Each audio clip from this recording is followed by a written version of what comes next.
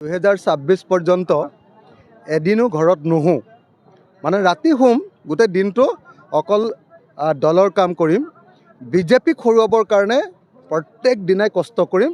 এইটোৱে হ'ল আমাৰ ৰাইজৰ দলৰ আজিৰ দিনটোৰ সংকল্প।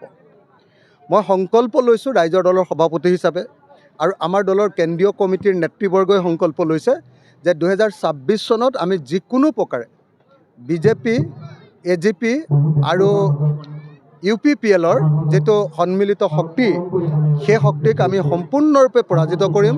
ভাবোঁ যে 2026 চনত বিজেপি আৰু AIDF, হিন্দু সাম্প্ৰদায়িক দল বিজেপি আৰু মুছলমান সাম্প্ৰদায়িক দল AIDF, এই দুয়োটা দলক, আৰু AIDFৰ চৰ্দাৰ মৌলানা বদৰুদ্দিন আজমল আৰু বিজেপিৰ চৰ্দাৰ হিমন্ত বিশ্ব শৰ্মাক আমি বাংলাদেশলৈ পঠিয়াই দিব লাগিব। 2026ত আমি সকলোৱে একেলগে খেলিবই লাগিব। কংগ্ৰেছে এতিয়া দৌৰ মাৰি আমাৰ লগত আহিবই লাগিব। কংগ্ৰেছৰ কোনো উপায় নাই। কংগ্ৰেছে মুখেৰে যিয়ে নকওক লাগিলে, যদি বিৰোধী ঐক্যমঞ্চৰ লগত নাথাকে, কংগ্ৰেছে 2026ত গুহাৰণ দিব, বেয়াকৈ হাৰিব। সেইকাৰণে মই ভাবোঁ যে কংগ্ৰেছে 2026ত ঐক্যবদ্ধ হ'বই লাগিব।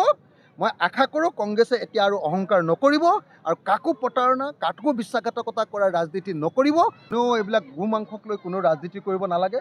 আৰু মই কংগ্ৰেছকো আহ্বান জনাইছোঁ, এইবোৰ গো মাংস চুমাংস এইবিলাক চিঞৰি থাকিব নালাগে, এনেই মিছামিছি সাম্প্ৰদায়িক কথাবিলাক পাতি থাকিব নালাগে। কোনে কি মাংস খাই নিজৰ মতে খাই থাকিব।